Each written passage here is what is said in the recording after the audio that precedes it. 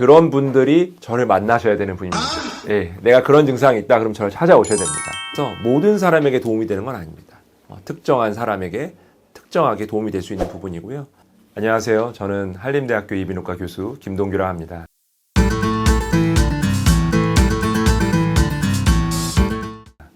저는 저희 대학의 수면센터 장을 맡고 있고요. 또 대한수면학회 홍보이사직을 수행하고 있습니다. 일시적인 수면 부족보다는 만성적으로 수면 부족이 지속되는 상황이 우리 몸에 문제를 일으킬 수 있습니다.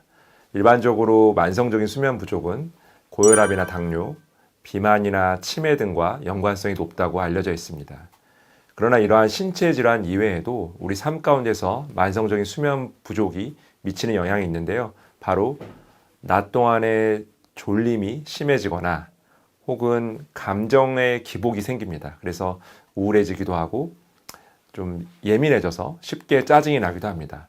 또 수면 부족으로 인해서 동기부여가 좀 떨어지는 그러한 감정적인 변화가 나타날 수도 있습니다. 또 성욕이 감퇴하는 부분이 나타날 수도 있고요. 집중하기 어렵고 멍한 상태가 주간에 지속이 되는 그러한 부분들이 나타날 수 있습니다. 그래서 수면 부족은 신체적인 질환뿐만이 아니라 개인의 감정적인 부분에도 많은 영향을 미친다고 잘 알려져 있습니다.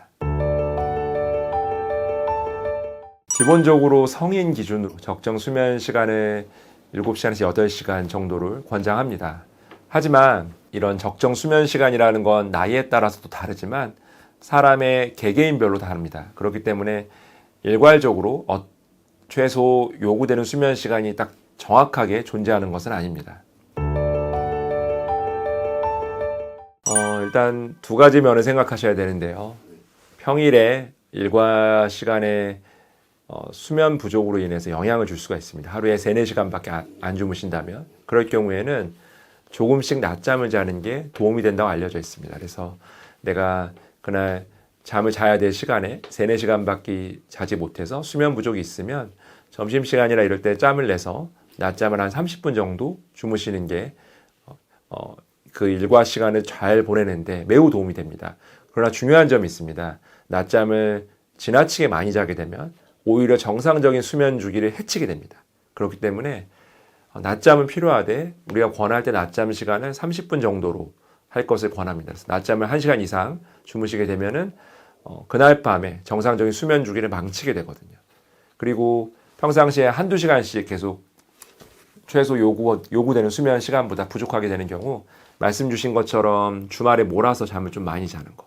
근데 그때 잠을 잔다는 것이 정상적인 수면 시간에 자는 잠을 말합니다. 보통 일과 시간에 7시간 자던 잠을 10시간, 11시간 자는 거는 우리가 백업 슬립이라고 표현을 하는데 주말에 백업 슬립을 하는 것도 도움이 된다고 알려져 있습니다. 그래서 수면 시간이 많이 모자란다면 평상시에는 낮잠을 통해 조금 보충을 하고 조금씩 부족되는 수면이 누적이 된다면 주말 동안에 백업 슬립을 통해서 부족한 수면의 양을 채워줘서 내 몸의 신진대사나 감정 등을 정상화시키는 데 도움을 줄 수 있습니다. 그런 분들이 저를 만나셔야 되는 분입니다. 예, 내가 그런 증상이 있다 그럼 저를 찾아오셔야 됩니다. 왜냐하면은 간단한 예로 좀 설명을 드리겠습니다. 내가 분명히 잠을 적게 자서 졸린 것 같은데 그래서 몰아서 잠을 잤는데도 피곤하다 라는 이야기는 수면의 질이 매우 떨어져 있다는 얘기입니다.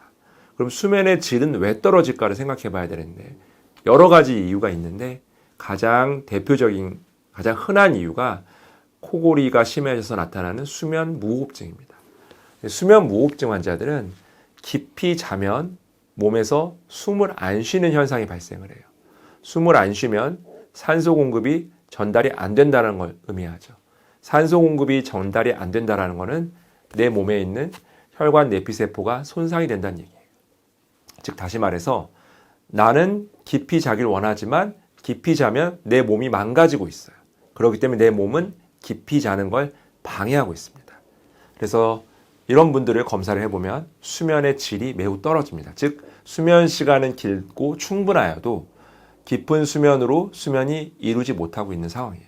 깊은 수면으로 가면 숨을 안 쉬고 무호흡증이 심해지기 때문에 우리 몸이 계속 깨웁니다. 각성이 일어나고 있습니다. 그렇기 때문에 잠을 많이 자도 깊이 자지 못하기 때문에 필요한 우리 몸의 피로를 해소하는 시간이 부족한 것이죠. 그렇기 때문에 그분들은 이 수면의 질을 떨어뜨리는 깊은 수면에 나타나는 무호흡증을 제거해주고 컨트롤해주는 치료가 필요하신 분들입니다. 그래야 깊이 주무실 수 있습니다. 또 수면 무호흡증이 아니더라도 잠을 자도 피곤한 경우가 나타날 수가 있는데요. 그런 경우는 멜라토닌 분비가 적절하게 이루어지지 못한 경우에 해당이 됩니다. 멜라토닌이라는 것은 우리 몸에서 수면을 담당하는 주요한 호르몬인데 이 멜라토닌 분비가 정상적으로 이루어지지 않은 경우에는 우리 수면의 질이 떨어지게 되는 것이죠. 즉 다시 말해서 우리 몸에서 잠을 자야 될 시기에는 멜라토닌 분비가 활성화되고 잠을 깨야 될 시기에는 멜라토닌 분비가 억제가 되어야 됩니다. 그런데 이러한 사이클이 내 몸의 수면 사이클과 잘 맞지 않거나 혹은 멜라토닌의 분비량 자체가 줄어든 경우에는 수면의 질이 매우 떨어질 수가 있습니다. 그래서 비단 수면 무호흡증이나 코골이가 없더라도 이러한 호르몬 체계에 문제가 있을 경우에도 수면의 질이 매우 떨어져 있습니다. 즉 다시 말해서 수면의 질이 나쁘신 분들은 이 수면의 질이 왜 나쁜지 그 원인을 찾아가는 탐색부터가 필요하고 그 원인에 따른 치료가 필요합니다. 아까 잠깐 말씀드린 멜라토닌하고도 연결이 되는데요. 잠을 잘 자려면 결국엔 내 몸에 자연스러운 수면 주기가 세팅이 되어 있어야 됩니다. 잠을 자는 건 내 의지대로 하는 것 같지만 실제로는 내 의지 더하기 내 몸 안에 있는 수면 주기와 관련된 유전자가 작동하고 있는 생체 리듬 시계라는 게 있습니다. 그래서 내가 잠을 자고 싶은 시간이 되면 잠이 오고 잠을 깨고 싶은 시간이 되면 잠을 깨는 이러한 주기가 자연스럽게 내 몸 안에 세팅이 되어야 되기 때문에 그런 것들이 사실상 세팅을 하는 방법이 잠을 잘 자는 꿀팁이 되는 거죠. 그래서 제일 좋은 거는 항상 규칙적인 게 좋잖아요. 내가 규칙적인 시간에 잠을 잘 수 있는 환경을 만드는 게 필요합니다. 즉 어떤 날은 일이 많아서 밤새 작업을 하고 자고 어떤 날은 빨리 자고 이렇게 왔다 갔다 하는 게 아니라 주간에 그날 내가 해야 될 업무량을 정해놓고 수면 시간 전에 다 마무리하고 수면에 이르고 그래서 내가 잠을 드는 시간이 일정하게 유지해 주는 것이 필요하고요.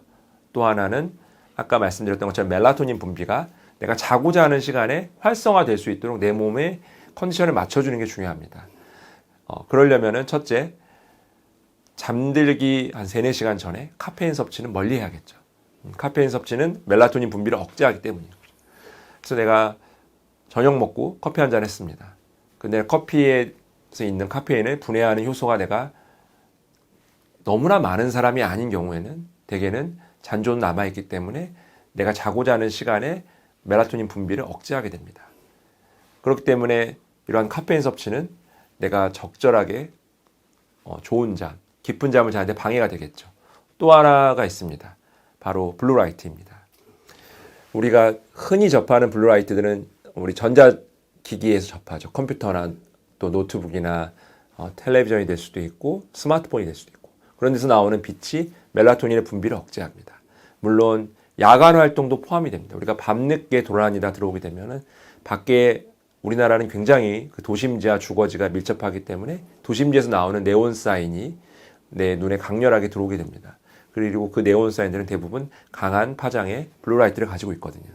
그런 것들이 다 내 몸 안에 분비되는 멜라토닌의 분비를 억제하게 됩니다. 그렇기 때문에 이런 멜라토닌이 억제되는 환경을 내가 피하는 것이 반대로 깊은 잠을 자는데 큰 도움이 되는 것이죠. 또 주간에는 실내에만 있는 게 아니라 야외에 나가서 빛을 충분히 쐬어주는 게 필요합니다. 왜냐하면 멜라토닌 합성 자체에는 빛이 꼭 필요하거든요. 그래서 빛을 충분히 쐬지 않으면 멜라토닌 자체, 생산량 자체가 줄어들게 됩니다. 그렇기 때문에 충분한 양의 멜라토닌이 분비되지 않기 때문에 깊은 수면을 유도하기 어렵거든요. 그렇기 때문에 주간에는 꼭 시간을 내서 밖에 나가서 충분한 햇살을 쏘여주는 것이 필요하고요. 그러한 것들을 잘 환경을 조절하는 게 궁극적으로 꿀잠 잘 수 있는 꿀팁이 되는 거죠. 기본적인 이제 원리를 좀 살펴봐야 되는데 우리가 클래식 음악이나 뭐 수면 유도용 ASMR 이런 것들은 이제 기본적인 원리가 잠을 좀 불면증이 있으신 분들이 대개로는 수면과 관련된 과도한 각성, 그리고 과도한 긴장 이런 부분들이 활성화되어 있는 상태거든요. 근데 이제 그런 클래식 음악이나 수면 관련 ASMR을 들으면 좀 긴장을 이완시켜주고 차분하게 유도해서 잠을 잘 오게 한다. 그런 의미거든요. 그렇기 때문에 그런 과도한 긴장이 있는 사람들, 그리고 이러한 음악을 통해서 그런 과도한 긴장이 좀 안정화되는 그러한 특징을 가진 사람들한테는 도움이 될 수 있죠. 즉 다시 말해서 모든 사람에게 도움이 되는 건 아닙니다. 특정한 사람에게 특정하게 도움이 될 수 있는 부분이고요. 비슷한 예로 또 백색 소음이라는 게 있습니다. 우리가 또 그런 뭐 클래식 음악이나 수면 관련 ASMR 말고도 백색 소음을 통해서 우리가 수면을 유도하시는 분들도 꽤 많은데, 백색 소음이라는 게 쉽게 말씀드리면 자연의 소리들 중에서 뭐 빗소리라든지 뭐 시냇물 소리라든지 뭐 개울가에 물 흐르는 소리, 폭포 소리 이런 것들 들으면서 잠을 청하시는 분들도 있으시거든요. 기본적으로 그런 소리들이 주파수가 느리고 진폭이 낮은 이제 그런 성향을 가지고 있습니다. 그리고 그런 음파를 들으면 그런 음파의 성향과 동조화돼서 내 머릿속에 뇌파가 유도된다라는 게 기본적인 가설입니다. 즉 그런 음파의 성향이 일치하는 내 몸의 뇌파는 서파라고 델타파라고 깊은 잠을 잘 때 나타나는 그 뇌파 모양이거든요. 그래서 그런 것들이 동조화돼서 잘 나타나는 것이 기본 원리인데, ASMR하고 마찬가지로 그거 역시 그게 잘 맞는 분이 있고 안 맞으시는 분이 있거든요. 그래서 모든 사람에게 일괄적으로 적용되는 건 아니고 도움이 되실 수 있는 분들도 선별적으로 존재한다. 이렇게 받아들이시면 될 것 같습니다. 아침형 인간이라는 분들은 내 몸 안에 있는 수면의 생체 시간이 아침에 깨어나고 일찍 자고 아침에 깨게 세팅이 되신 분이고, 저녁형 인간은 내 수면의 생체 시간이 늦게 자고 아침에 늦게 일어나는 걸로 세팅이 되어 있으신 분입니다. 그게 어느 게 더 좋다가 아니라 내가 일과 시간을 보내는 삶의 패턴이 아침형 생체 리듬이 좋은지 저녁형 생체 리듬이 좋은지에 따라 다르겠죠. 그러니까 내 생체 리듬의 시간과 일과 시간의 시간이 잘 조화가 돼야지 내가 수면의 질이 좋은데, 이게 자꾸 부딪히는 경우, 내가 일과 시간에 일을 해야 될 시간에 내가 하는 일이 이 시간에 일을 해야 될 시간인데 내 생체 시간이 이 시간에 잠을 요구한다면 힘들게 되는 거죠.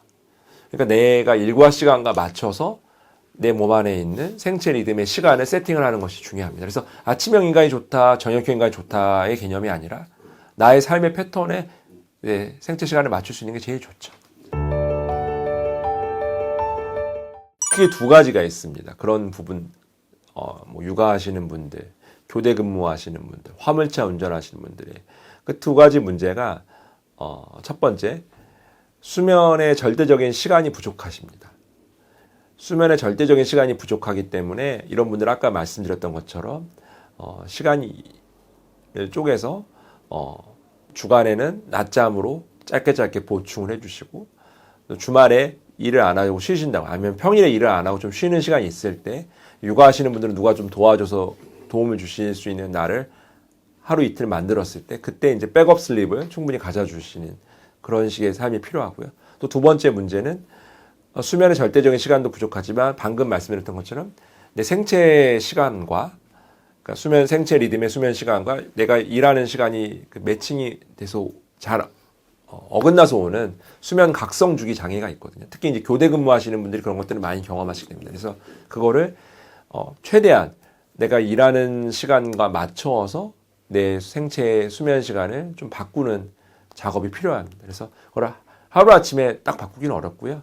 10분, 15분씩 매일 늦추거나 잠자는 시간을 늦추거나 당기면서 10분, 15분 일찍 자고 일찍 일어나기, 아니면 늦게 자고 늦게 일어나기를 통해 가지고 조금씩 바꿔나가서 내가 일하는 타임의 시간에 가장 적합한 내 몸의 생체 시간을 바꾸려는 노력이 좀 필요하시죠. 또 제도적인 부분도 또 중요할 수 있습니다. 그래서 아까 미국 같은 경우는 뭐 다녀보시면 알겠지만 버스 운전 하루에 4시간 이상 못하게 되어 있어요. 버스 운전사 교체해야 되거든요. 그게 이제 제도적으로 4시간을 운전하면 몇 시간의 휴식 시간이 보충이 돼야 되거든요. 이제 그런 부분들이 우리나라도 이제 제도적으로 좀 보완이 될 부분들이 있다고 생각이 듭니다.